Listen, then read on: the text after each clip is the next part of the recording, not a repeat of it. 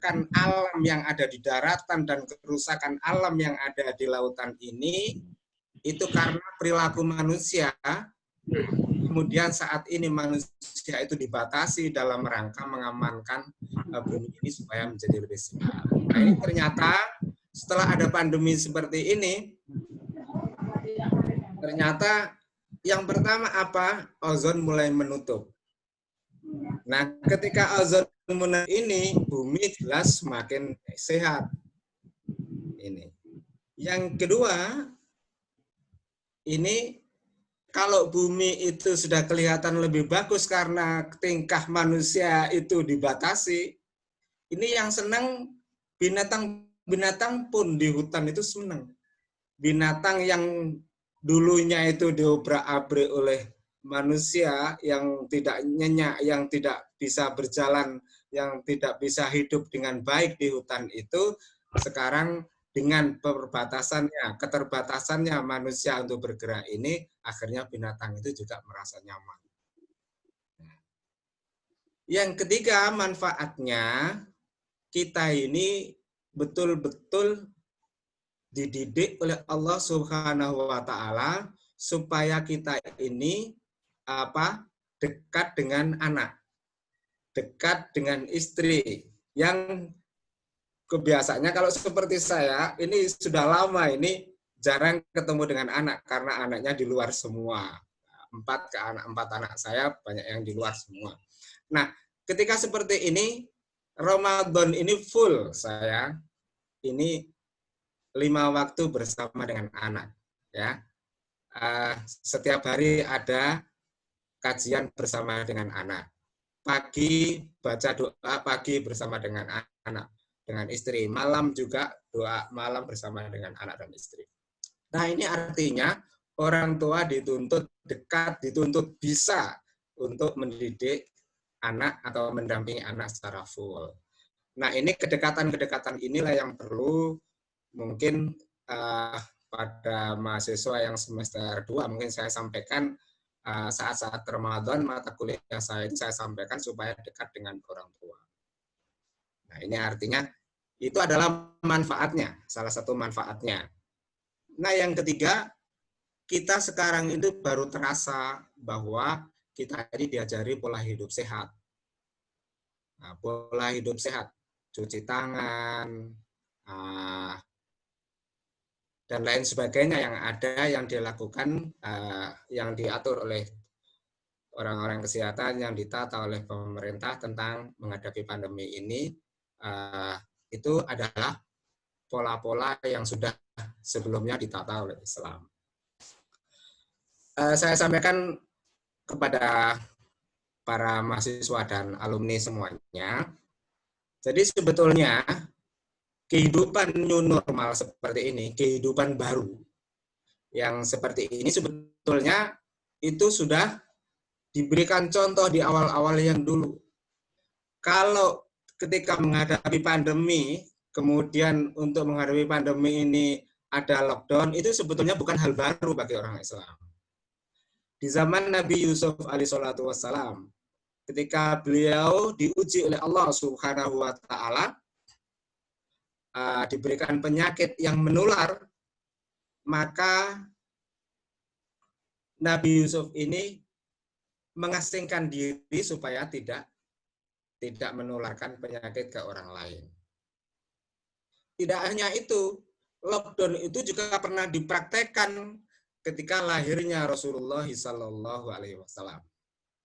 Nah, ketika orang Yaman ini ingin menguasai pusat peradaban, bahwa Ka'bah itu akan dihancurkan oleh tentara Abroha, ini oleh orang tuanya Rasulullah SAW, Abdul Muthalib, yang kalah siasat, yang kalah dialog politik dengan Abroha sebagai gubernur Yaman, itu kemudian apa? Sebelum Allah Subhanahu wa taala menurunkan virus yang tertera di dalam surat Al-Fil itu seluruh masyarakat Makkah disuruh lockdown. Yang ada di dalam rumah tidak boleh keluar, yang ada di dalam gua tidak boleh keluar. Dan setelah itu Allah Subhanahu wa taala menurunkan tayran ababil atarbi bi hijaratin min sijil faja'alahum fi faja' dan seterusnya itu. Artinya apa? Lockdown, setelah di lockdown ini kemudian Allah menurunkan virus itu tidak terkena orang-orang yang ada di lockdown. Yang kena adalah tentara gajah. Sehingga Allah Subhanahu wa taala menggambarkan setelah Allah Subhanahu wa taala menurunkan virus itu sampai virus itu mengena kepada tentara gajah yang seakan-akan tentara gajah itu semua kulitnya adalah seperti daun yang dimakan ular. Nah, itu sebetulnya hal biasa ada lockdown ini. Nah, itu adalah sunatullah. Kalau kita tidak mengikuti aturan itu, apa yang digariskan itu berarti kita kurang mengikuti sunatullah yang dicontohkan oleh pendahulu-pendahulu kita di dalam Islam. Nah, ini. Nah, sekali lagi new normal itu saya gambarkan kehidupan baru. Nah, kehidupan baru itu sebetulnya di Islam itu bergulirnya aturan-aturan itu juga sebetulnya mestinya bagi orang Islam itu tidak asing.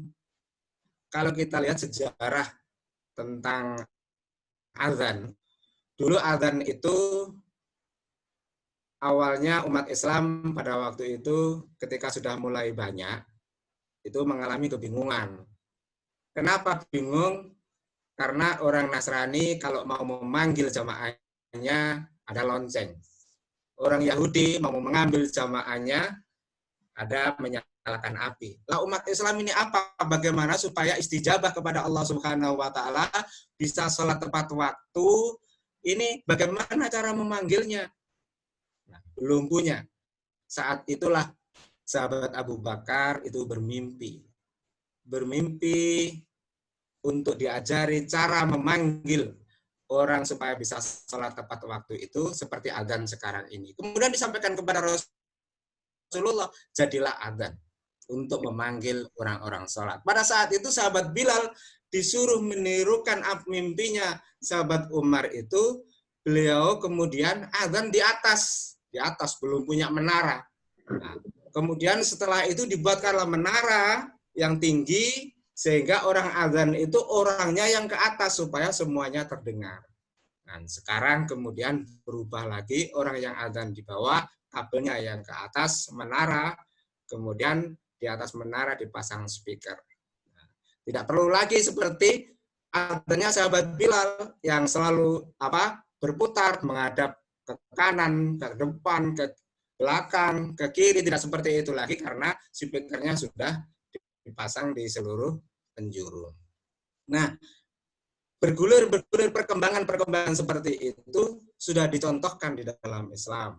Bagaimana supaya orang Islam itu tidak pasif, supaya orang Islam itu aktif untuk mengikuti perkembangan yang dicontohkan oleh Rasulullah Sallallahu Alaihi Wasallam. Kembali lagi kepada puasa ya. Puasa kita yang sudah kita laksanakan 1 bulan penuh. Ada yang tarawih bersama dengan keluarga 1 bulan penuh. Kemudian ada infak dan seterusnya yang kita laksanakan itu ada yang menambahkan man shoma ramadhana tsumma atba'ahu sittan. Ada yang menambah puasa di bulan Syawal ini 6 hari. Ada yang sudah selesai, mungkin yang belum selesai ini supaya diselesaikan sampai akhir Syawal. Karena setelah puasa Syawal 6 hari itu digambarkan oleh Nabi Shallallahu Alaihi Wasallam itu siapa yang puasa Ramadan 1 bulan penuh, kemudian ditambah puasa 6 hari di bulan Syawal itu puasa 1 tahun. Nah, ini iman kalau kita tidak melakukan itu. Nah, apakah itu semuanya kita yakin untuk diterima oleh Allah Subhanahu wa taala? Apakah semua amalan kita ini yakin kita diridhoi oleh Allah Subhanahu wa taala? Kita belum tentu. Makanya pada pertemuan melalui Zoom ini saya katakan taqabbalallahu minna wa minkum. Semoga Allah Subhanahu wa taala menerima amal-amal baik kita di bulan Ramadan, setelah bulan Ramadan, diridhoi oleh Allah Subhanahu wa taala semuanya. Itu adalah ungkapan taqabbalallahu minna wa minkum. Nah, tujuan puasa itu, nah ini yang mungkin kita cermati, bahwa tujuan puasa itu adalah la'allakum tattaqun, ayat yang saya baca di awal tadi. Supaya orang itu semakin dekat, supaya umat Rasulullah Shallallahu Alaihi Wasallam itu semakin dekat kepada Allah Subhanahu Wa Taala. Nah, dekat itu kayak apa? Gambaran orang dekat kepada Allah Subhanahu Wa Taala itu apa? Salah satunya adalah ayat yang saya baca tadi. Wasari'u ila maghfiratin min rabbikum wa jannatin ardha samawati wal ard. Ciri pertama orang yang bertakwa kepada Allah Subhanahu wa taala, orang yang dekat kepada Allah Subhanahu wa taala itu adalah istijabah. Wasari'u ila maghfiratin min rabbikum, bergegas-gegas memenuhi panggilannya Allah Subhanahu wa taala. Bergegas-gegas untuk meninggalkan kesalahan-kesalahan, untuk memperbaiki kehidupan baru yang lebih baik menurut Allah dan Rasul-Nya. Untuk menatap masa depan yang cerah, yaitu surganya Allah Subhanahu wa taala. Itu cirinya. Jadi kalau ada orang yang tidak bergegas-gegas, tidak istijabah untuk berbuat baik kepada Allah Subhanahu wa taala, itu bukan orang yang takwa. Orang yang sholatnya malas, orang yang sholatnya itu kurang tepat waktu, berkali-kali mengulur-ngulur waktu, itu namanya kurang istijabah, kurang dekat kepada Allah Subhanahu wa taala. Kalau kita sama dengan kita sebagai employees, kita sebagai pekerja, kemudian kita selalu telat datangnya, nah itu namanya kita tidak menjadi employee yang baik, kita tidak menjadi karyawan yang baik.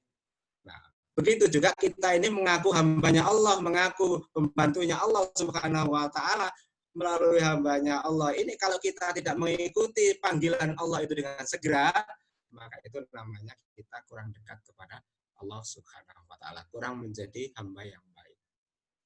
Nah, itu. Nah, ini kekurangan-kekurangan kita ini sudah barang tentu banyak sekali. Ini banyak sekali. Kita malas itu juga dosa di hadapan Allah Subhanahu wa taala. Kita melakukan perbuatan-perbuatan yang sia-sia itu adalah dosa. Di surat Al-Mu'minun, orang yang banyak melakukan perbuatan yang sia-sia itu adalah bukan ciri orang yang beriman.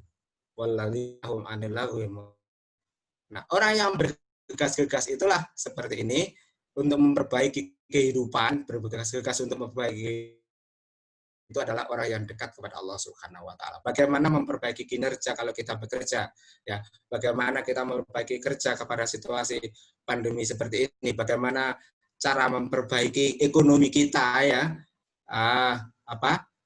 Di situasi pandemi ini, itu adalah juga merupakan orang yang dekat dengan Allah Subhanahu wa taala. Ini ada mahasiswa dan para alumni yang akan cerita dari teman saya itu sudah kaya lah, sudah punya beberapa perusahaan, ya. Istrinya sama suaminya sama anak-anaknya lockdown di rumah.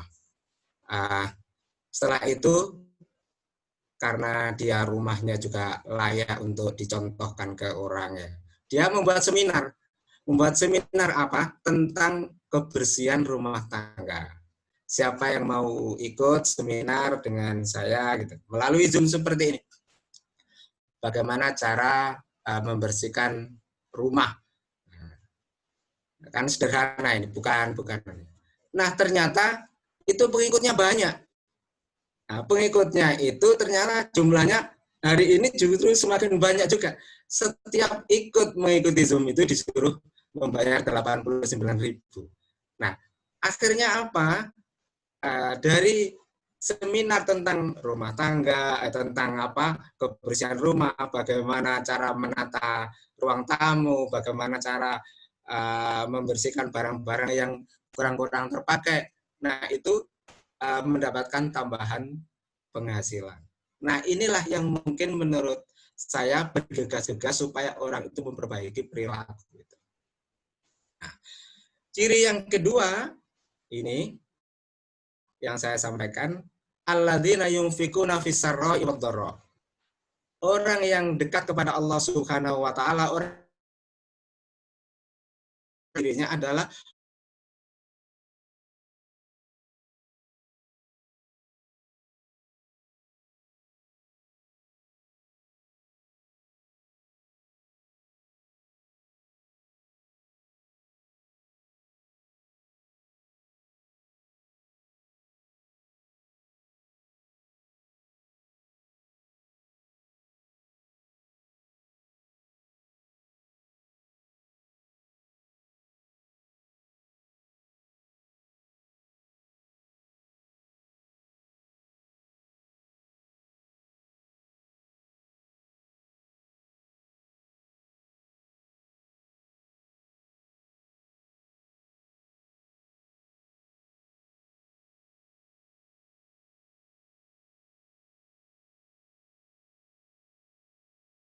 misalnya ini para alumni ini saya tidak punya uang ini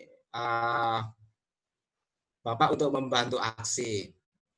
Tapi saya punya banyak waktu, saya punya banyak ide untuk bagaimana supaya mahasiswa aksi ini peminatnya lebih banyak. Itu namanya memberi. Dan itu salah satu konsep orang yang bertakwa kepada Allah Subhanahu wa taala. Perlu diingat saya sampaikan semuanya bahwa orang yang membantu di dalam kebaikan itu akan mendapatkan pahala yang sama dengan orang itu kalau dia itu melakukan kebaikan. Jadi misalkan kalau para alumni itu membantu untuk mencarikan mahasiswa di aksi gitu ya.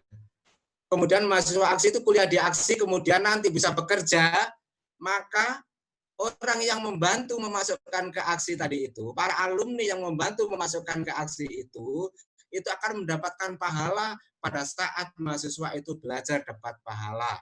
Pada saat nanti bisa bekerja, orang itu akan mendapatkan pahala. Nabi Shallallahu Alaihi Wasallam memberikan penjelasan, man sana fil Islam sunnatan hasanah, falau azruha wa azru man amila biha ba'dahu.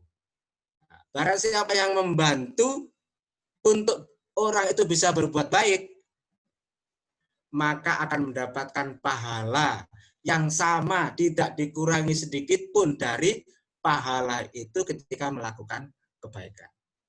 Nah ini kan tidak hanya uang yang disampaikan oleh Pak Farid 100 atau 200.000 yang diberikan kepada siapa yang membantu untuk memasukkan di aksi, tidak hanya itu, tapi pahala ini.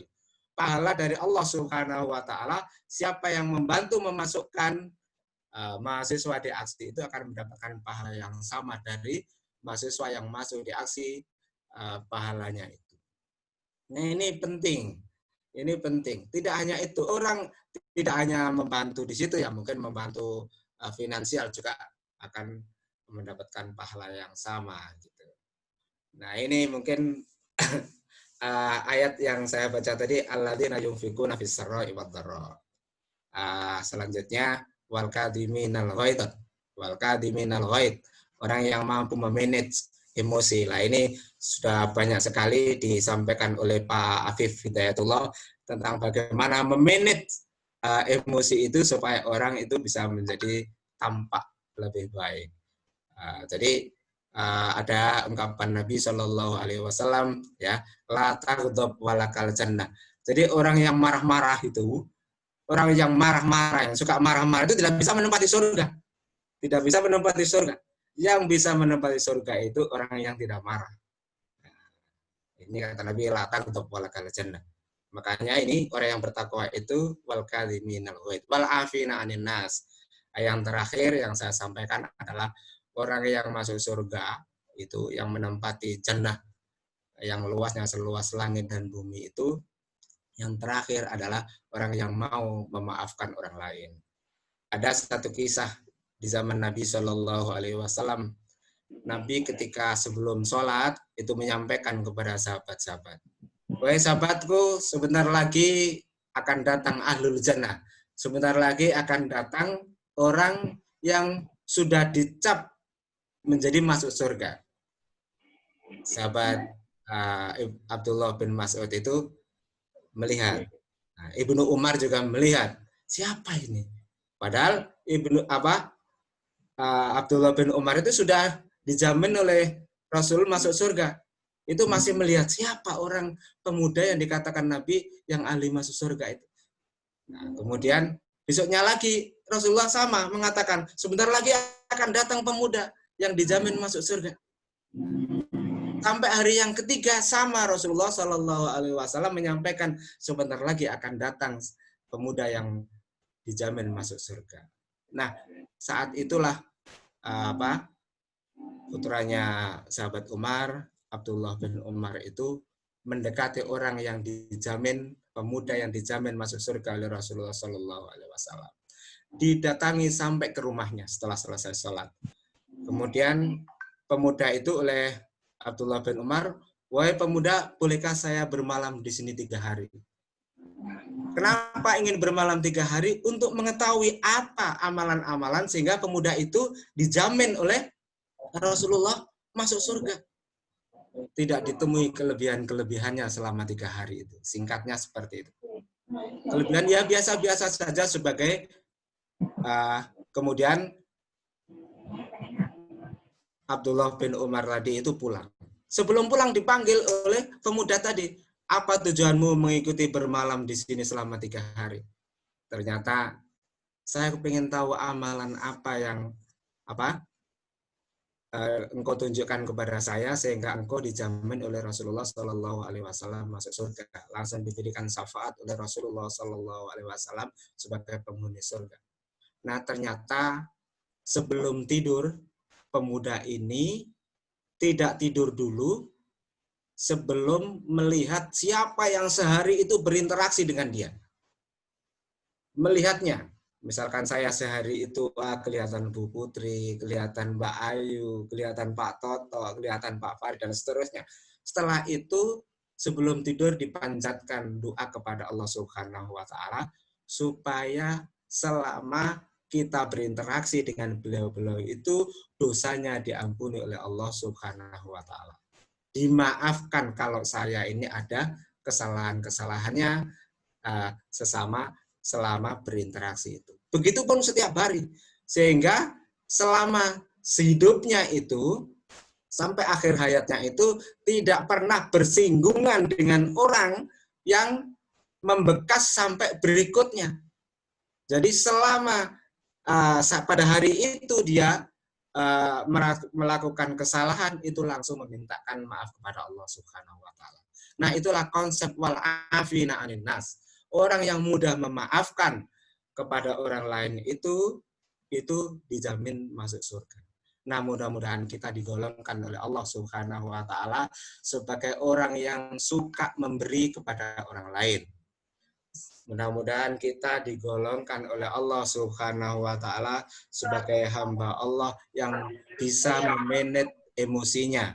Dan mudah-mudahan kita digolongkan oleh Allah Subhanahu wa Ta'ala sebagai orang yang mudah memaafkan orang lain. Aku lihat astaghfirullah wal ghafurur rahim. Assalamualaikum warahmatullahi wabarakatuh. Waalaikumsalam warahmatullahi wabarakatuh. Terima kasih kepada Bapak Khalid MPSDM kami sampaikan. Semoga kita dapat mengambil hikmah dari apa yang beliau sampaikan dan dapat kita laksanakan sehingga membawa kebaikan untuk kita semua. Amin, amin ya rabbal alamin. Acara yang keempat yakni dorongan motivasi dari Bapak Guntoro STMM selaku Ketua Semen Indonesia Foundation. Kepada Bapak Guntoro STMM, waktu dan tempat kami persilahkan.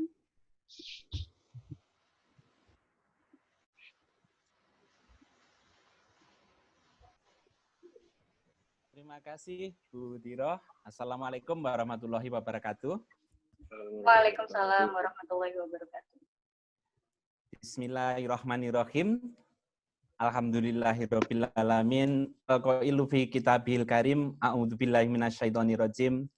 La in sakartum la azidannakum wa la in kafartum inna adzabi lasyadid.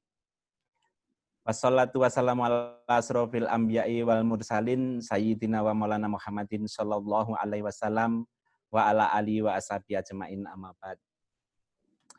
Yang saya hormati pimpinan aksi Gresik, Bapak Eko Wirantono, Pak Khalid, yang saya hormati segenap Senat Akademi Komunitas Semen Indonesia Gresik, yang saya hormati para kaprodi, ibu bapak dosen, instruktur, dan tenaga kependidikan Aksing Gresik, yang saya banggakan dan saya cintai saudara-saudara mahasiswa Aksing Gresik dan alumni Aksing Gresik.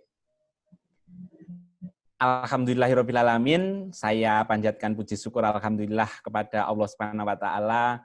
Malam ini sangat membahagiakan kita dapat bersilaturahmi dalam rangka halal bihalal ini. Kita diberikan nikmat hidup, nikmat kesempatan oleh Allah Subhanahu wa taala. Alhamdulillahirrabbilalamin. Yang kedua, alhamdulillahirrabbilalamin, saya panjatkan kepada Nabi Muhammad SAW atas wasilatul udma, sehingga kita masih bisa di dalam Islam dan mengikuti ajaran-ajaran beliau. Yang ketiga, atas berkat rahmat Allah yang Maha Kuasa, di dalam suasana yang berbeda dari tahun-tahun sebelumnya, kita masih diberikan rahmat untuk bersilaturahmi juga. Tidak lupa saya sampaikan selamat Hari Raya Idul Fitri, mohon maaf lahir dan batin. Karena inti dari halal bihalal di Indonesia ini adalah maaf-maafan. Jadi izinkanlah saya mohon maaf sebagai pribadi, sebagai kadang-kadang sebagai dosen, kadang-kadang sebagai yayasan, ketua yayasan, atas kesalahan-kesalahan saya yang sengaja maupun tidak sengaja, yang zahir maupun yang batin. Ibu dan Bapak sekalian dan saudara-saudara, saya ingin menyampaikan beberapa slide. Ini saya mulai tunjukkan.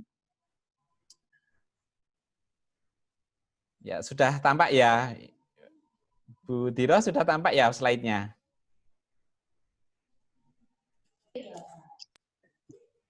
Sudah. Ampun, Pak. Sudah, oke. Ampun, oke. Baik, saya beri judul Hikmah Lebaran dalam sudah tampak, normal. Bapak. Ya, tadi Pak Khalid juga sudah menyinggung tentang pandemi dan dampaknya dan manfaatnya, maka saya juga ingin sedikit saja menyinggung new normal karena ini juga tugas saya sebagai pengurus ya menyampaikan. Nah, apa sih sebenarnya new normal itu yang disebut new normal? Kalau kita lihat berita-berita, ada distancing, bahkan tarawih di Masjidil Haram itu pakai jarak juga gitu. Kemudian padahal biasanya keutamaan salat itu adalah yang mepet gitu ya, yang merapat barisannya, softnya. Tapi ini di Mekah pun berjarak gitu. Itu karena pandemi. Ini yang salah satu bentuk new normal ini.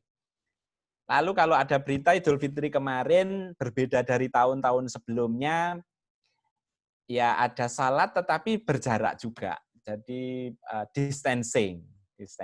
Ini new normal.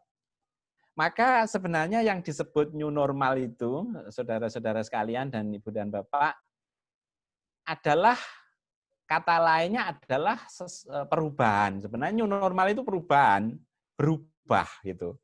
Dampak pandemi coronavirus yang bentuknya menarik itu seperti rambutan itu mampu mengubah dunia menuju new normal atau tatanan baru atau cara hidup baru. Ya kalau kita ketahui dengan corona itu ada protokol kesehatan ya, maskeran, ya harus jaga jarak, cuci tangan dan seterusnya itu. Itu berubah. Cara bertransaksi di pasar gitu ya. Kalau biasanya kalau nawar itu bisa deket-deketan dengan penjualnya. Kalau sekarang nawar jauh-jauhan, nggak boleh berdekatan, harus berjarak. Cara komunikasi juga, cara komunikasi. Kalau ketemu teman ya biasanya salaman, ada yang cipika-cipiki, ada yang berpelukan atau rangkul-rangkulan. Sekarang ya tidak lagi bersalaman. Itu berubah. Kemudian secara keseluruhan cara hidup kita ya memang berubah. Artinya new normal ini adalah tatanan atau cara hidup baru yang beda dari sebelum pandemi ini. Itu saja. Jadi new normal itu perubahan. Dan perubahan itu sebenarnya yang baik itu adalah perubahan yang menuju lebih baik. Oke. Nah, ngomong-ngomong soal perubahan, saya karena ini judulnya saya sama Bu Tiroh diminta untuk memberikan motivasi ya. Kita kasih motivasi sedikit. Kalau ngomong perubahan itu saya jadi ingat ini. 3 kunci sukses. Saya pernah membaca tapi saya lupa di mana ini referensinya. Tetapi ada 3 kunci sukses bagi kita ya secara keseluruhan ya, bagi anak saudara-saudara yang masih kuliah, saudara-saudara yang baru yang bekerja, ibu dan bapak para dosen yang sudah bekerja. Tapi sukses itu adalah memang sesuatu yang dituju. Ada tiga kunci sebenarnya. Ini dari persepsi ini ya, nanti banyak kunci-kunci sukses yang lain, tetapi saya membaca dari ini, dari perspektif yang ini. Nggak tahu ini karena kok pakai bahasa Arab ini apa ada di Quran atau hadis atau bagaimana. Tetapi 3 hal kunci sukses itu yang pertama adalah amanu, yang kedua adalah hajaru, yang ketiga adalah jahadu. Kalau diterjemahkan arti gitu ya amanu itu seperti niat, motivasi gitu. Kalau hajaru itu adalah kemampuan untuk berubah. Kalau jahadu atau jihad itu ya, berjuang, mau berjuang. Jadi kalau sudah 3 hal ini dipegang oleh seseorang, amanu, memiliki niat dan motivasi yang kuat, hajaru, berkeinginan untuk berubah, ya, berubah menjadi lebih baik tentunya, dan jahadu, berjuang, maka sukses itu akan kepegang tangan. Gitu. Nah, konsepnya tadi hajaru itu ya tadi new normal. Berubah dengan keadaan menjadi lebih baik, lebih safe misalnya.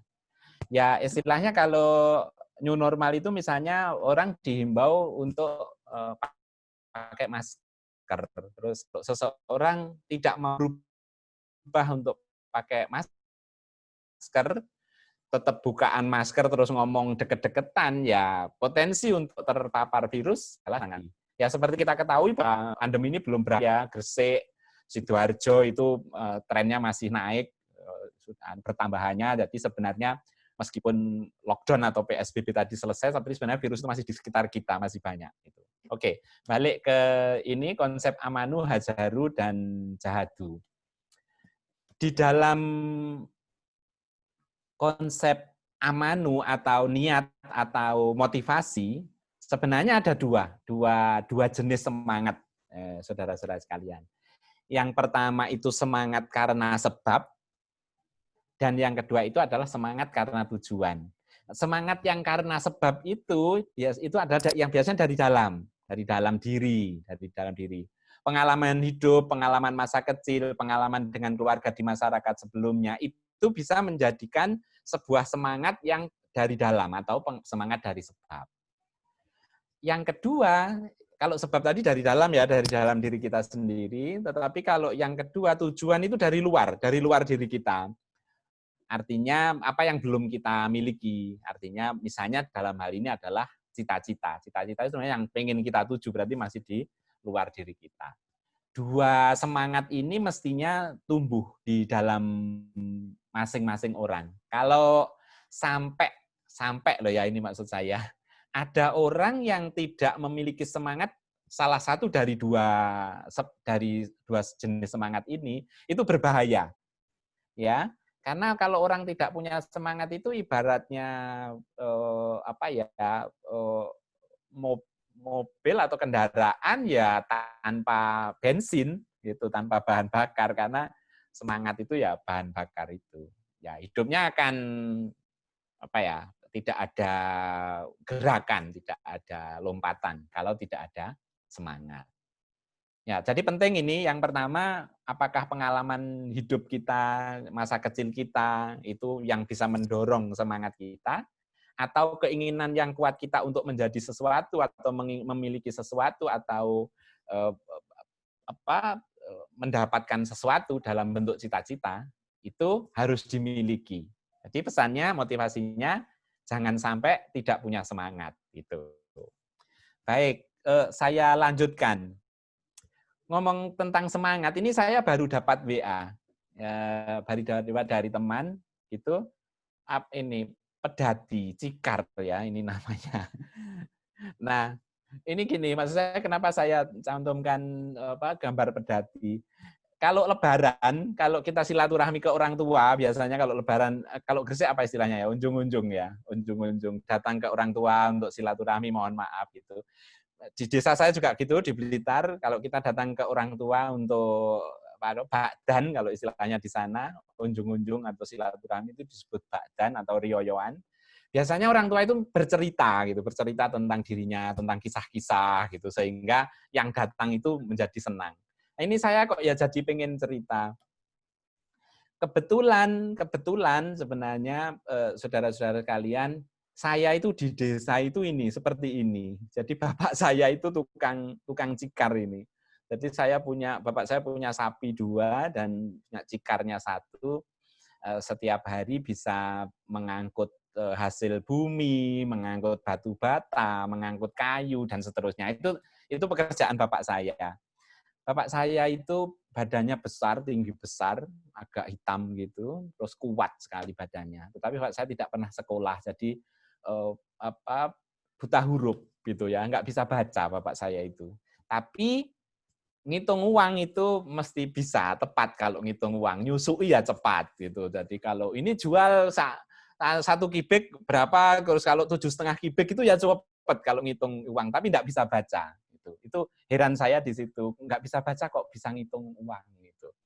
Ya, balik sebenarnya Pak, ini semangat ya. Saya ikut bapak saya nyikar gitu ya, dari desa ngangkut kayu ke kota, dari kota ambil genting dari tanah itu ya, kalau dulu belum genting dari tanah, dibawa ke desa dijual. Setiap hari, setiap libur saya ikut, kadang-kadang sekolah bebas gitu, nggak ada pelajaran gitu saya ikut. Ini yang membuat saya sebenarnya saya nanti seperti bapak saya gitu ya. Sementara bapak saya tinggi besar, ototnya kuat, ngangkut kayu itu kuat. Saya itu lemah, kecil gitu, kurus karena kurang gizi mungkin ya. Apa kuat saya itu kalau nyikar ngangkati barang-barang segitu gitu. Itu membuat saya bersemangat ingin berubah. Saya belum mengetahui konsep amanu hajaru dan jahadu tadi ya, tetapi melihat bapak saya seperti itu, saya kayaknya kok harus berbuat yang lain dari bapak saya, jangan saya menjadi tukang cikar juga gitu. Nah, itu menumbuhkan semangat ke saya untuk ya saya belajar di SD, SMP, SMA masih di Blitar. Bahkan waktu SMA itu saya pengen jadi apa ya, nggak tahu. Pokoknya saya pengen sekolah aja. Kalau bisa kuliah, kuliah. Kalau nggak bisa kuliah ya SMA lulus yang baik gitu untuk kenang-kenangan saya bilang. Terus pergi ke Kalimantan merantau, mencari pengalaman atau mencari modal atau nggak tahu lah gitu. Jadi masih seperti itu. Tapi saya punya semangat untuk berubah menjadi lebih baik. Sampai sekarang dan akhirnya ya kuliah, kemudian lulus, kemudian bekerja sampai sekarang bekerja di perusahaan Semen Indonesia, bisa nyambi-nyambi jadi dosen itu ngajari kewirausahaan meskipun kurang optimal gitu ya. Tetapi itu membuahkan sebuah perubahan kepada hidup saya sebenarnya. Ini terlepas dari misalnya takdir seperti yang tadi disampaikan oleh Pak Khalid ya, tetapi ini dari sisi yang aspek dunianya gitu ya. Jadi saya pikir perubahan dan cita-cita itu memang perlu, dan amanu, hajaru dan jahadu itu juga sangat perlu. Kalau tidak memiliki semua ya minimal ada 2 di antara 3 itu gitu. Itu mestinya kalau sempurna ya 3-tiganya ada. Amanu itu niat atau semangat yang kuat, hajaru itu semangat untuk berubah menjadi lebih baik, jahadu itu perjuangan gitu. Nah, kalau ya alhamdulillah saya bersyukur ada teman saya SD misalnya yang berbeda dengan saya, misalnya tetap di sana ya secara duniawi ya saya bisa lebih baik itu istilahnya.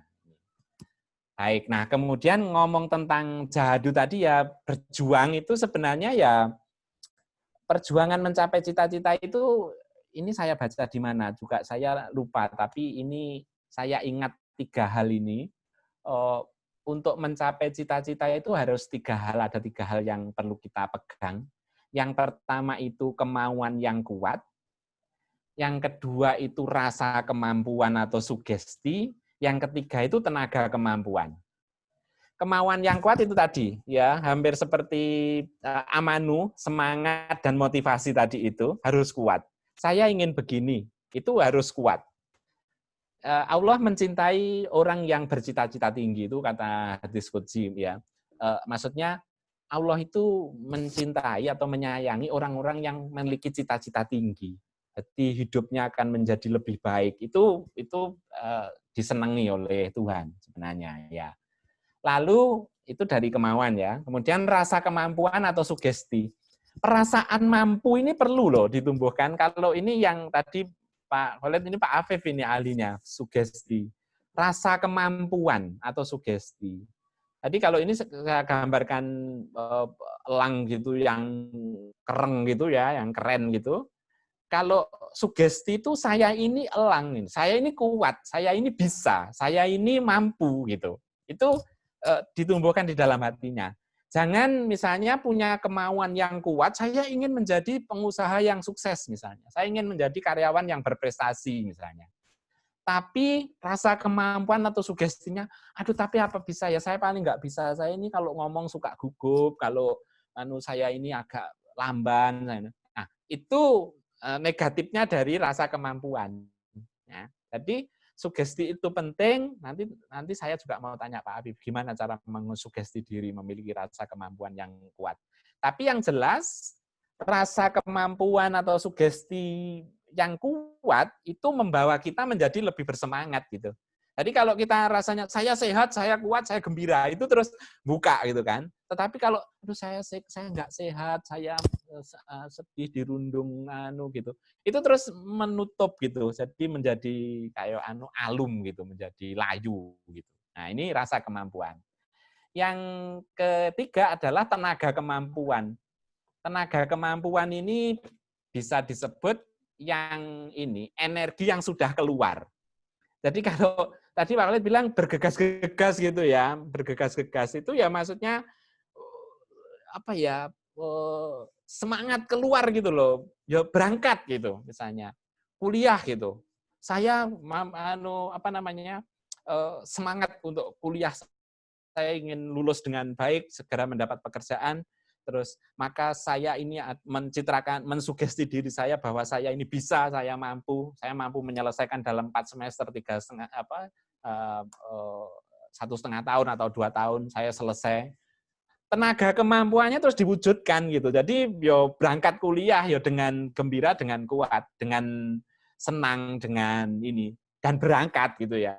Karena tidak cukup memiliki rasa saja saya mampu tapi nggak berangkat gitu. Tidur gitu terus saya mau kuliah, saya ingin sukses, saya memiliki kemampuan tapi nggak berangkat dari tempat tidur, aras-arasan, nggak tentang mandi, nggak tentang budal kuliah, itu kan. Jadi tenaga kemampuan itu energi yang sudah keluar dalam bentuk action, nah, sudah dalam bentuk tindakan nyata.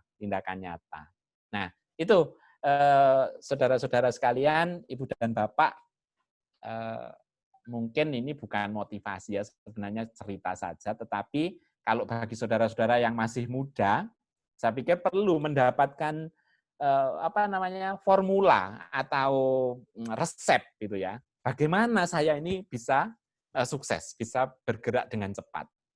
Nah, ini salah satu resep antara lain ya, itu tadi yang saya sebut dari konsep amanu hajaru jahadu, kemudian pakai yang model kemauan yang kuat, rasa kemampuan atau sugesti diri kita, lalu tenaga kemampuan yang dirupakan dalam action yang nyata. Itu saja mungkin yang perlu saya sampaikan. Semoga kita semua mendapat pertolongan Allah Subhanahu wa taala.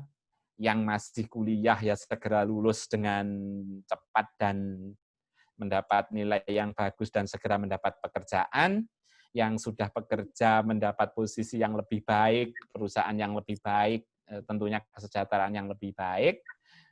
Juga saya doakan kepada Bapak Ibu dosen dan Kaprodi dan pimpinan aksi, khususnya dan umumnya untuk aksi, semoga mendapat pertolongan Tuhan Yang Maha Kuasa, menjadi berjaya dan lestari di masa depan.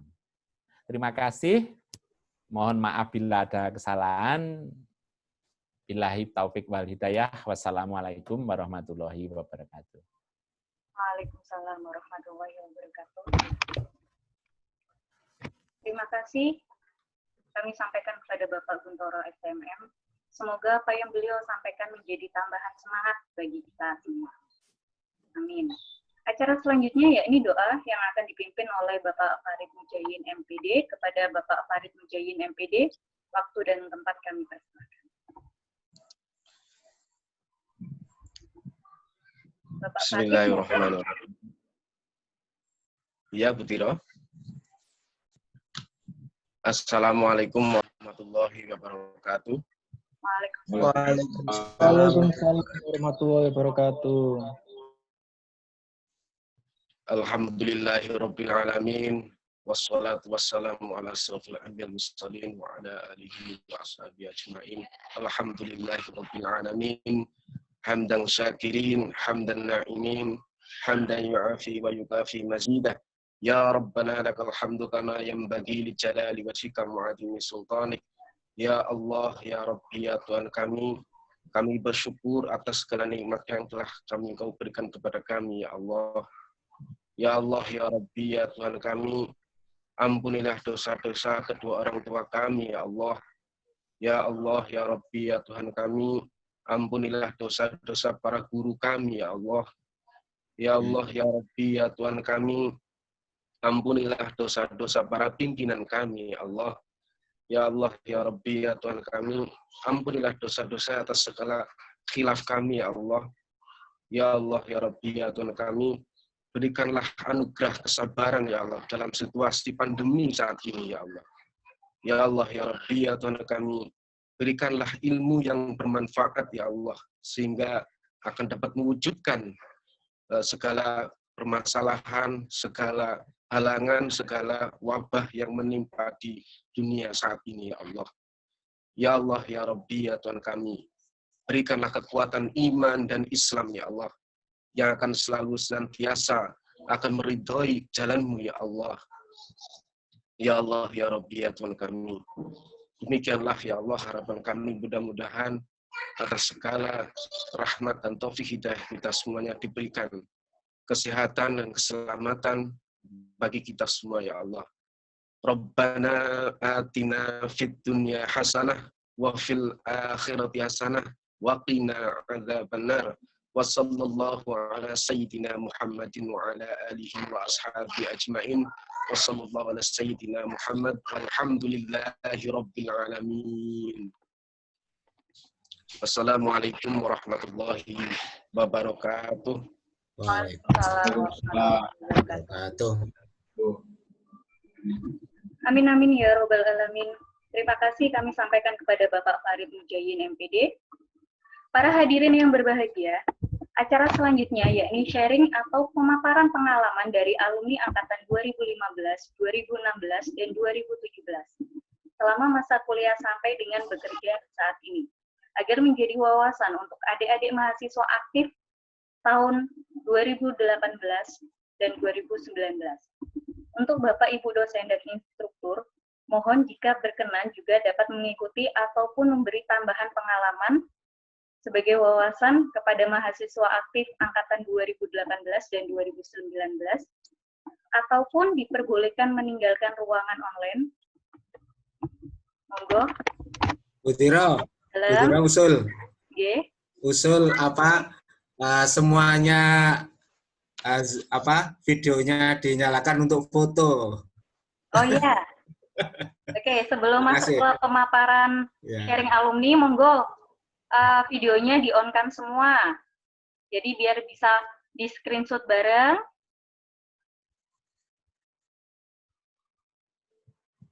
Monggo videonya di-on-kan semua, masih ada yang belum on. Sepertinya yang perempuan-perempuan masih langsung ambil kerudung, Pak.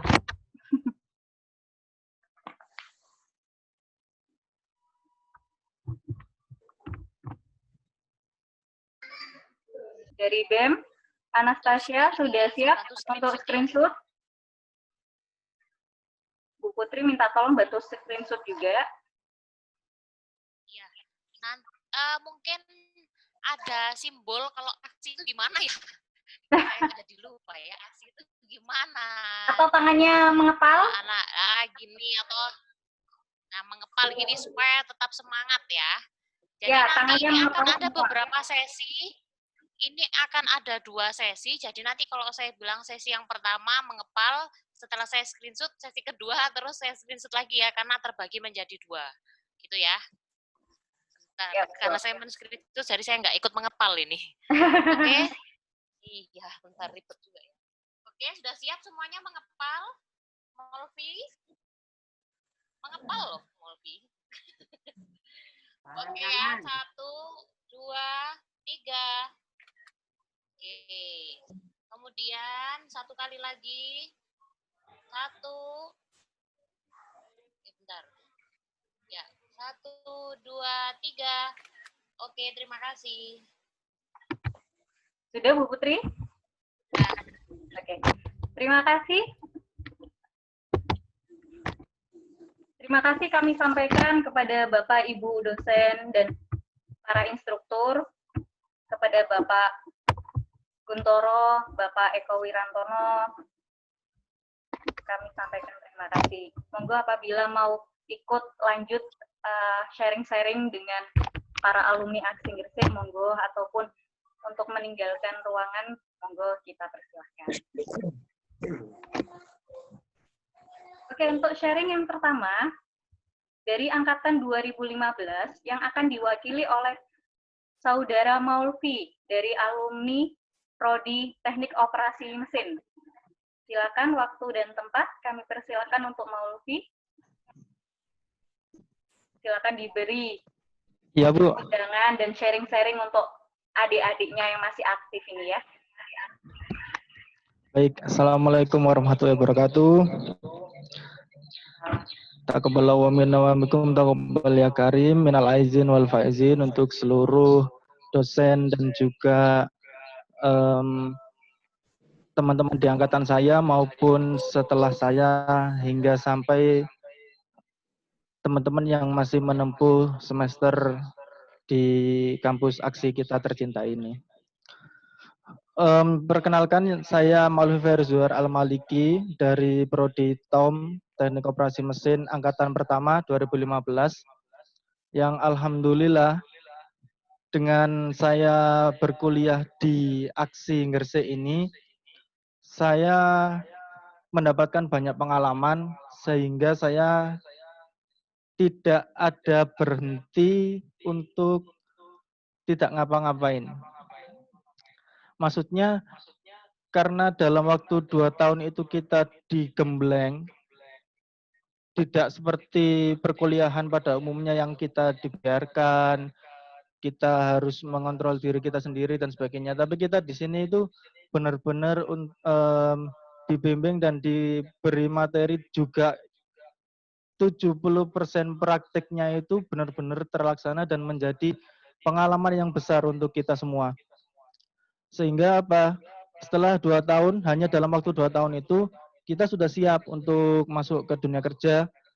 Dan saya merasakan bukti itu. Sebelum saya wisuda di tahun 2017 ya berarti ya. Itu 1 bulan atau 2 bulan itu.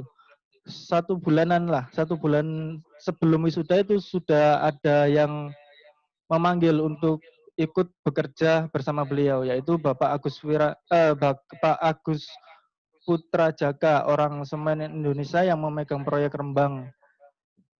Jadi selama 2 tahun kalau bisa untuk adik-adik yang masih menempuh semester, jangan pernah beranggapan nanti kedepannya mau jadi apa atau apa. Kalian ambil jurusan itu, kalian pahami betul, kalian pelajari betul, karena itu nanti akan berguna buat kalian. Jangan sia-siakan waktu 2 tahun tersebut. Karena apa? Kalau misalkan kalian hanya kuliah untuk gengsi atau untuk apapun kesenangan yang kalian lakukan, mungkin setelahnya itu, setelah 2 tahun itu, mungkin kalian akan bingung atau tertinggal dengan teman-teman kalian yang lain. Di sini juga bukan hanya saya, tapi juga banyak teman-teman kita di sini yang sudah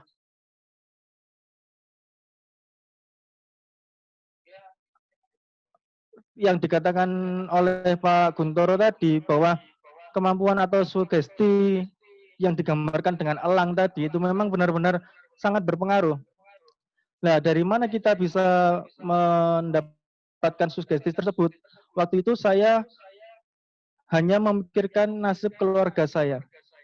Jadi selama saya masuk kuliah 2015 sampai 2017, target 2 tahun itu saya harus seperti apa ya? Apakah saya bisa merubah nasib keluarga saya? Apakah saya mengikuti jejak orang tua saya yang jadi pedagang di pasar atau seperti apa? Kalian. Jadi selama 2 tahun saya termotivasi atau tersugesti dengan nasib orang tua saya. Saya jangan sampai di bawah atau menyamai orang tua saya. Harus bisa di atasnya, karena apa? Kita harus bisa membahagiakan orang tua kita. Sugesti yang kedua yaitu masa depan. Kalian ingin seperti hidup yang seperti apa? Apakah kalian hanya ingin hidup yang biasa-biasa saja atau yang ingin berguna bagi masyarakat dan memiliki apa yang kita inginkan untuk hidup kita? Dan juga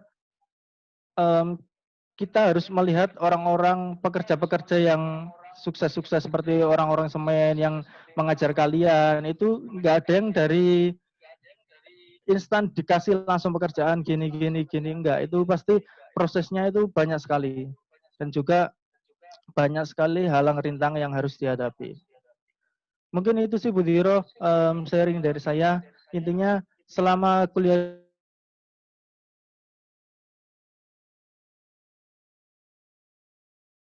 2 tahun jangan pernah putus. 2 tahun ini tidak ada hasilnya atau apa karena yang lain kuliahnya 4 tahun atau apa, udahlah nggak usah memikirkan hal tersebut.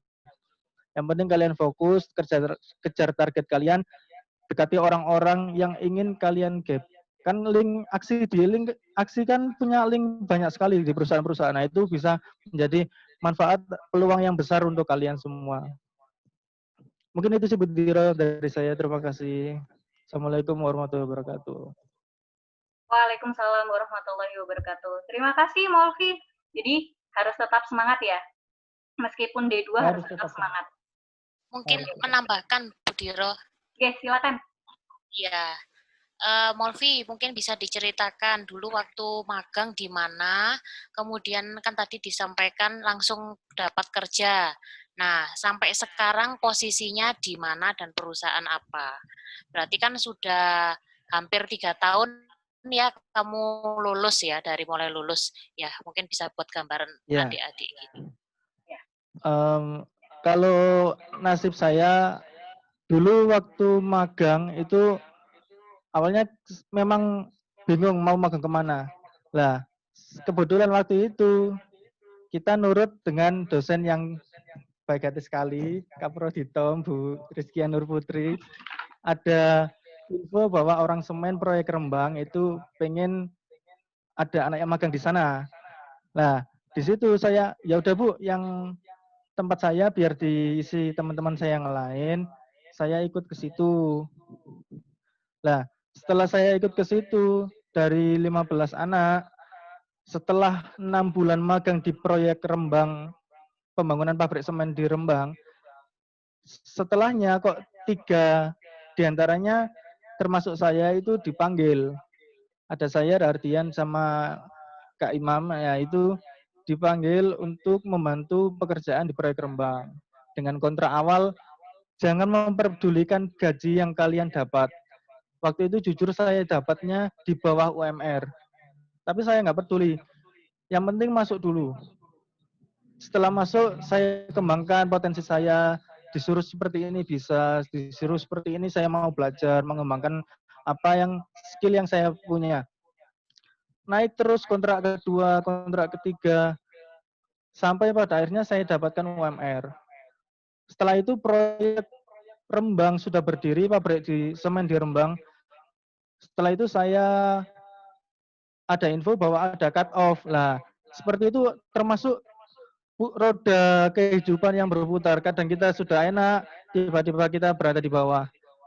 Tapi dengan berdoa dan juga doa dari doa restu dari kedua orang tua, kita jangan lupa berdoa dan meminta kepada Allah karena itu memang luar biasa sekali kekuatannya. Setelah proyek bubar, saya langsung dimasukkan bos saya ke Swadaya Geraha yang sekarang dipimpin oleh Bapak Eko Wirantono. Setelah di Swadaya Geraha fabrikasi selama 1 tahun, saya ditelepon lagi nih sama bos yang lama. Di keuangan semen yang sekarang ini butuh seorang admin database. Walaupun saya jurusannya mesin, tapi karena saya dirasa mampu, saya dipanggil. Ya udah Pak, berapa bayarannya? Bagaimana situasi kerjanya? Skill apa yang dibutuhkan? Saya pelajarin, akhirnya dikasih kontrak nih. Ya udah saya ikutlah. Sampai sekarang saya nggak pernah berhenti, walaupun berpindah-pindah tempat, tapi nggak pernah berhenti bekerja. Sampai sekarang saya ada di lantai 7 Gedung Utama Semen Indonesia di tim keuangan. Dengan rating di atas UMR. Ya alhamdulillah. Itu nasib saya seperti itu, Bu. Alhamdulillah. Berarti untuk pertama harus neriman ya, nggak boleh mematok dapat gaji berapa. Betul. Nah, itu bisa menjadi pelajaran untuk mahasiswa aktif nantinya ketika sudah lulus mendapatkan kerja, tidak usah mematok gaji. Karena nanti gaji itu akan mengikuti kita. Betul. Karena biasanya bos-bos ingin lihat skill kita itu seperti apa sih, layak nggak dikasih segitu. Nah, buktinya kalau memang kita dirasa berfungsi sekali di perusahaan tersebut, pasti atasan kita nggak mungkin lah ngasih yang standar-standar. Pasti sesuai dengan kesulitan dan skill yang kita punya. Oke. Ada tambahan lagi, Molfi? Sudah cukup? Sudah Bu, cukup Bu, terima kasih. Oke, terima kasih Saudara Molfi. Selanjutnya Ya, untuk sharing yang kedua dari angkatan 2016 yang akan diwakili oleh Saudara Ardan dari alumni Prodi Teknik Perawatan Mesin. Ada Saudara Ardan? Ya, halo, Assalamualaikum. Ya, silakan Ardan. Ya, makasih Bu Zira. Assalamualaikum warahmatullahi wabarakatuh. Waalaikumsalam. Waalaikumsalam. Apa kabar teman-teman semua yang ada di room? Ini banyak dosen saya, alumni dosen saya. Terus ada juga praktisi juga. Terus ada mentor-mentor saya dulu waktu di aksi. Sebelumnya saya ucapkan minal aidin wal faidin untuk semuanya. Mohon maaf bila ada kesalahan perbuatan maupun kata yang saya sengaja maupun tidak. Pada hari ini, kesempatan kali ini, saya diminta untuk sharing sih sedikit soal prospek setelah dari aksi, terus pengalaman waktu di aksi bagaimana. Benar yang diceritakan oleh Mas Maulvi tadi, ada beberapa faktor untuk menentukan jenjang karir kalian berikutnya, jenjang karir kita berikutnya setelah lulus dari aksi. Ini untuk masukan terlebih khususnya untuk teman-teman adik-adik yang masih di aksi juga, maupun teman-teman juga yang alumni maupun yang sepantaran saya yang hari ini ada di room. Untuk posisi saya saat ini setelah lulus dari aksi, saya di Departemen Desain Engineering di Semen Indonesia, di Ranjang Bangun di depan itu. Untuk di sana juga kemarin saya itu 1 bulan sebelum, ini apa adanya sih, 1 bulan sebelum wisuda udah di sana, udah ditarik di hire di sana. Untuk gaji sendiri juga sebenarnya tergantung dari value kalian. Saya bahas sebelumnya dulu apa yang disampaikan oleh Mas Maulvi, saya sanggah dulu. Untuk gaji juga dibilang riman juga iya, tapi jangan lupa kalian untuk upgrade value kalian, di mana nanti yang namanya value itu ngikutin sama rating yang dibilang Mas Maulvi tadi. jujur saja kalau memang dibilang soal apa yang Anda terima dan apa yang Anda keluarkan itu juga memang sepantasnya sih. Jadi misalkan walaupun kalian di ini untuk di awal-awal juga dapatnya kecil atau apa, itu juga nggak usah dimasukin hati. Kalian juga nggak usah terlalu mikir gaji dulu setelah lulus nanti mau kerja di mana, gaji berapa, itu nggak usah dulu. Lebih fokuskan ke apa yang kalian bisa lakuin untuk diri kalian dan masyarakat luas. Itu. Lalu yang kedua, ada pesan saya untuk, ini mungkin ada mahasiswa yang lulusan jalur corona ya, Bu? Enggak lah, semua harus sesuai spesifikasi. Ada yang ini ya, udah sidang online semua ya? Udah new normal semua ini? Ya.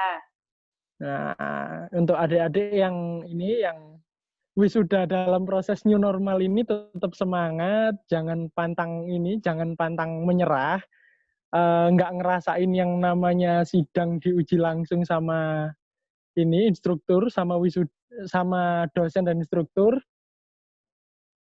Rasanya berbeda juga sih, cuman ya mau gimana lagi, dalam keadaan yang sekarang kita juga harus adaptasi sama keadaan ini. Lalu untuk saya ingin berbicara sedikit untuk soal aksi ke depannya, sama yang dibicarakan sama Pak Khalid tadi. Tadi sempat Pak Khalid menyampaikan untuk kontribusi para alumni. Ya, Bu, ya. Benar. Iya, iya. Ya.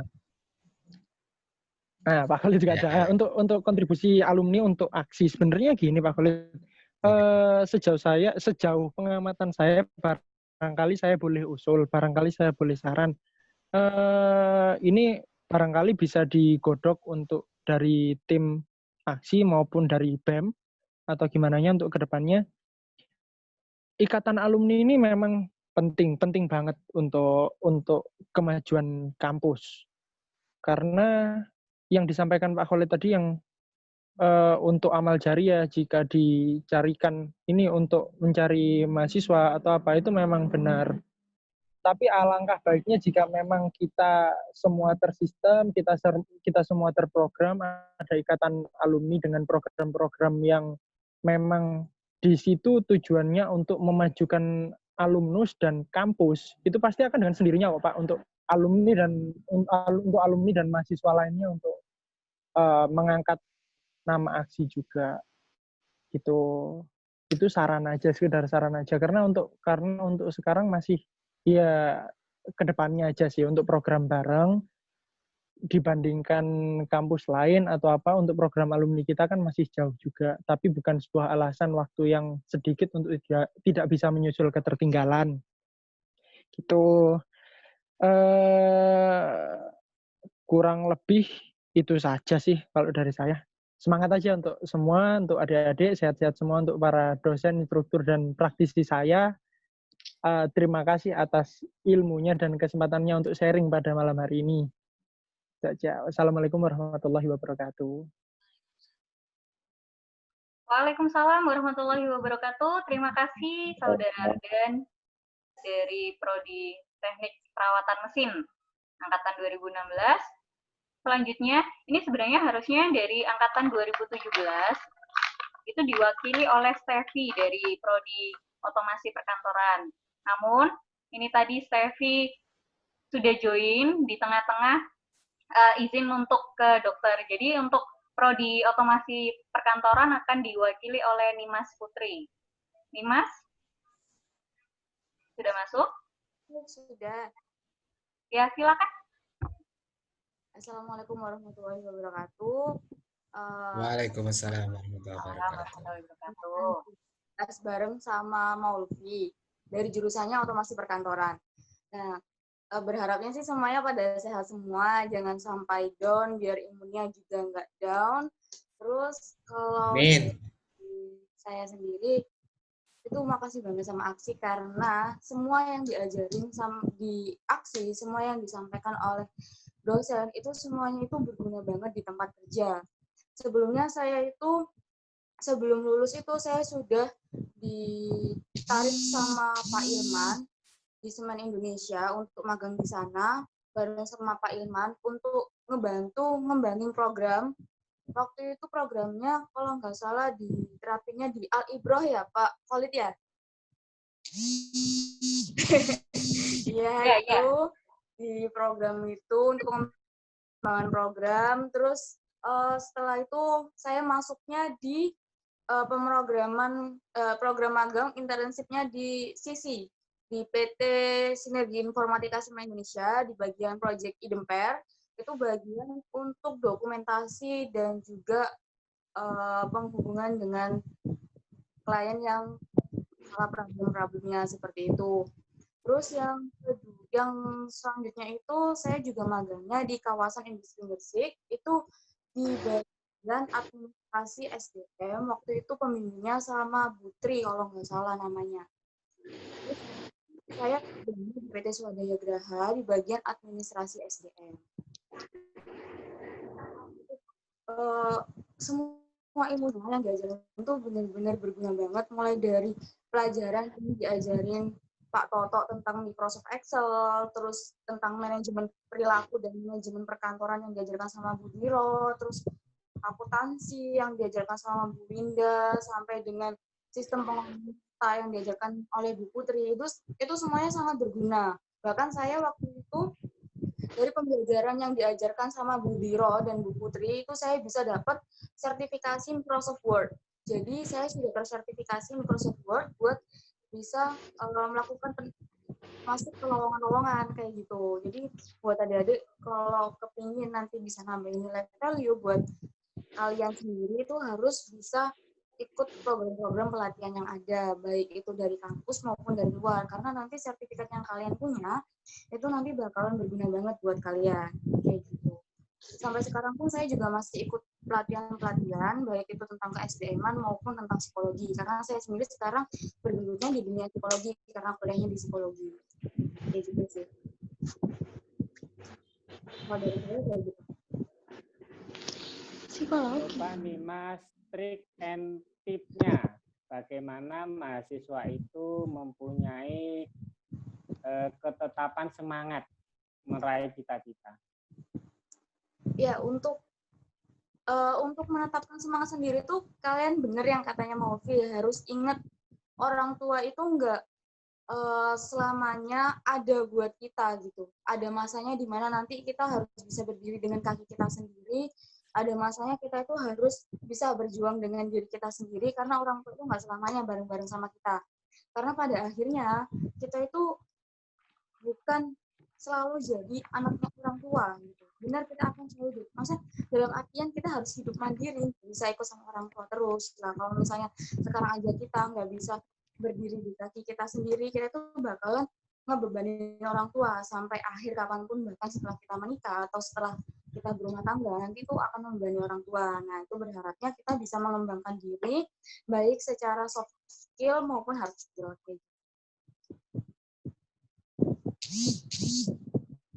Gitu, Pak.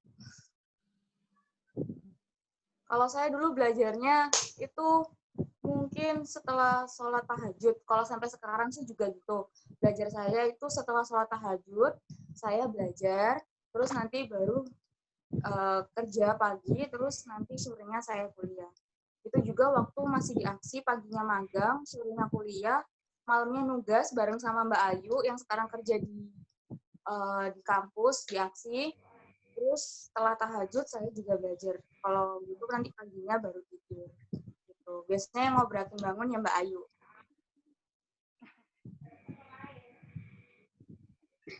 Itu kalau dari saya. Oke, terima kasih Mbak Nimas. Mungkin dari Bapak Ibu yang lain, apabila ada tambahan dari Pak Afif mungkin, Pak Farid, Bu Putri, Pak Toto, monggo.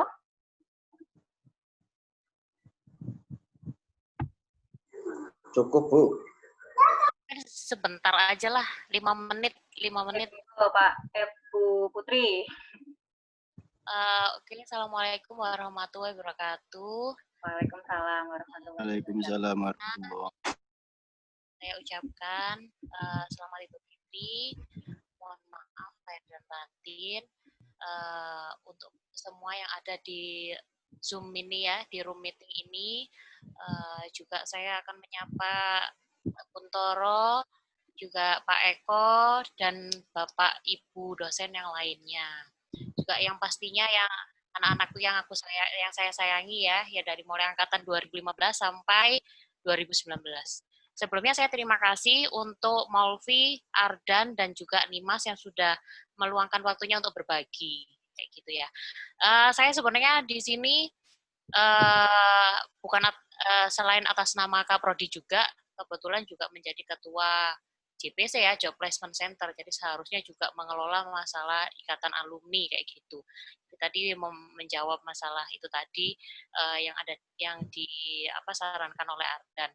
Jadi harapannya nanti memang kalau kemarin di tahun kemarin sebelum saya cuti itu memang saya coba dulu untuk Proditom. Kebetulan pada waktu itu belum menjabat menjadi ketua JPC, saya pengen coba dulu gimana sih kira-kira kalau mengumpulkan alumni gitu. Ternyata antusiasnya luar biasa sih kebetulan pada waktu itu di TOM ya. Ya walaupun agak barbar ya, biasa anak mesin ya. Tapi mereka intinya tuh masih yang saya suka adalah masih ada rasa bangga, masih cinta dan rindu gitu dengan aksi kayak gitu. Itu yang membuat saya itu selalu salut untuk menjalin hubungan baik dengan para alumni sampai sekarang. Nah, itu nanti harapannya juga acara-acara serupa seperti ini juga itu tidak terlepas setelah silaturahmi ini. Harapannya nanti juga akan ada acara-acara yang bisa mengumpulkan alumni yang nanti bisa dijadikan untuk kontribusi pada kampus kayak gitu.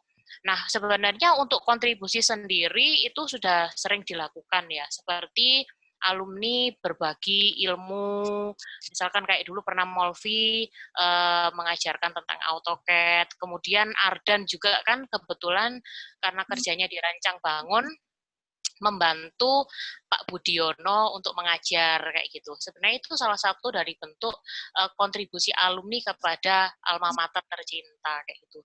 Nah, harapannya nanti akan ada mungkin kita buatkan ya. Nah, ini kemarin itu kan masih yang kalau untuk wisuda yang tahun kemarin itu koordinator alumni angkatan yang tahun 2019 wisuda. Nah, biasanya kalau di kampus-kampus lain itu ada namanya ketua IKA yang itu mewakili semua alumni. Nah, nanti kiranya kita bisa schedulekan kapan gitu untuk membentuk ketua ikatan alumni semua alumni kayak gitu. Nah, itu nanti saya rasa juga akan acaranya juga akan menjadi dampak yang baik lah untuk kita semua, selain untuk aksi, juga untuk para alumni, juga untuk mahasiswa, dan pastinya untuk kampus kita, kayak gitu sih.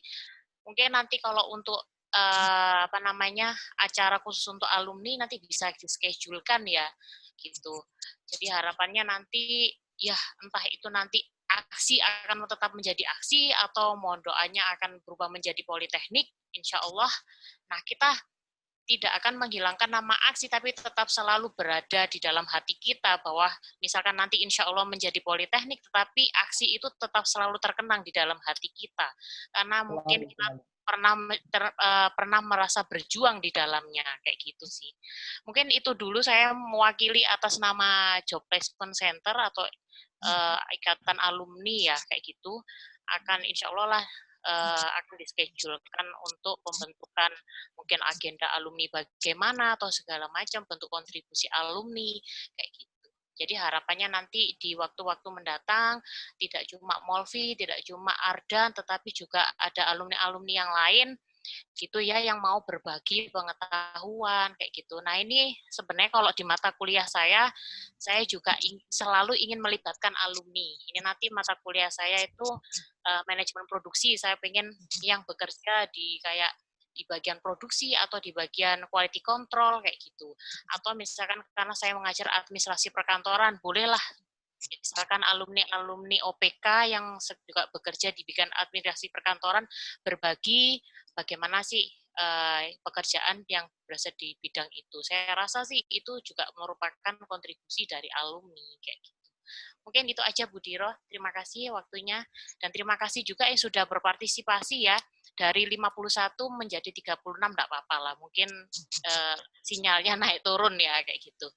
Oke, mungkin gitu dulu. Terima kasih semuanya. Terima kasih Pak Eko, Pak Kuntoro, Bapak Ibu dosen, instruktur, anak-anakku alumni dan mahasiswa yang aktif. Harapannya terus semangat ya dalam kondisi apapun. Kita semuanya yang sedang bekerja ataupun kuliah juga merasakan dampak. Tapi harapannya pandemi ini tidak menjadi kita semakin murung, menjadi sedih, tetapi bisa menjadi motivasi untuk bisa lebih semangat lagi dan lebih produktif pastinya. Gitu dulu dari saya, Bu Diro. Terima kasih. Assalamualaikum warahmatullahi wabarakatuh. Waalaikumsalam warahmatullahi wabarakatuh. Terima kasih Bu Putri. Dari Pak Toto dan Pak Afif, apakah ada tambahan? Mungkin dari Pak Lui juga.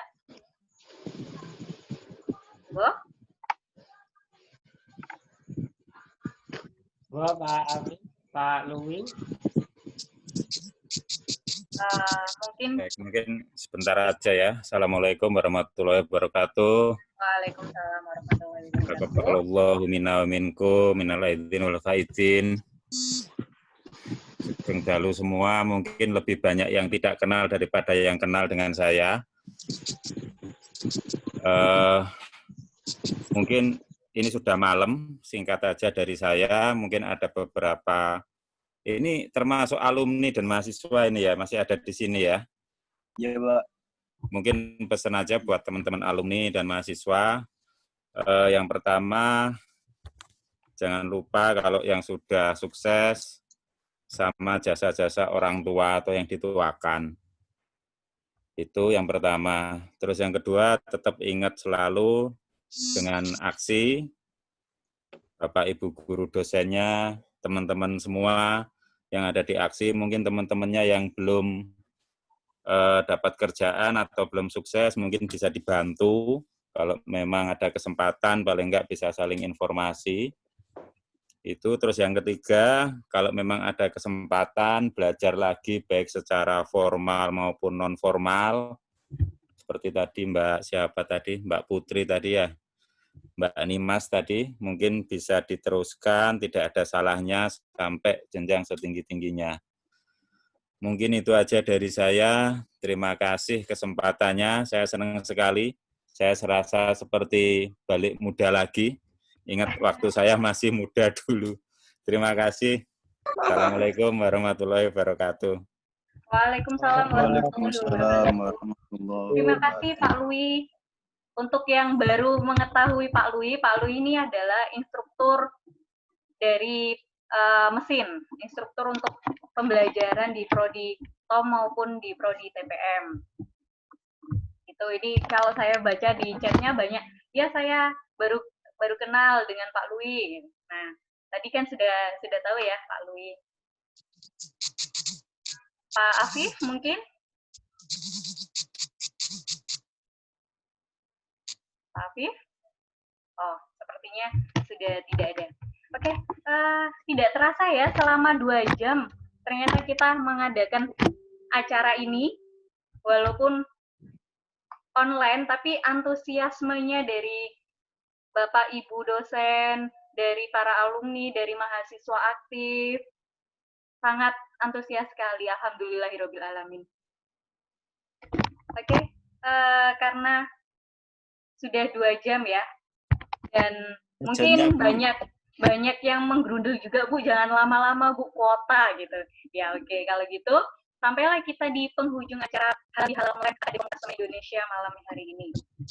Saya selaku pembawa acara dan juga host dari Zoom kali ini, saya memohon maaf apabila ada perkataan yang salah terucap. Saya akhiri, wabillahi taufiq wal hidayah. Wassalamualaikum warahmatullahi wabarakatuh. Waalaikumsalam. Salam semangat semuanya. Tetap semangat walau di masa pandemi. Semangat. Ya. Semangat pengantin baru. Iya, teman. Selamat Bu Diro ya atas. Ya, terima kasih semuanya. Udah 2 bulan, Re. Udah 2 bulan.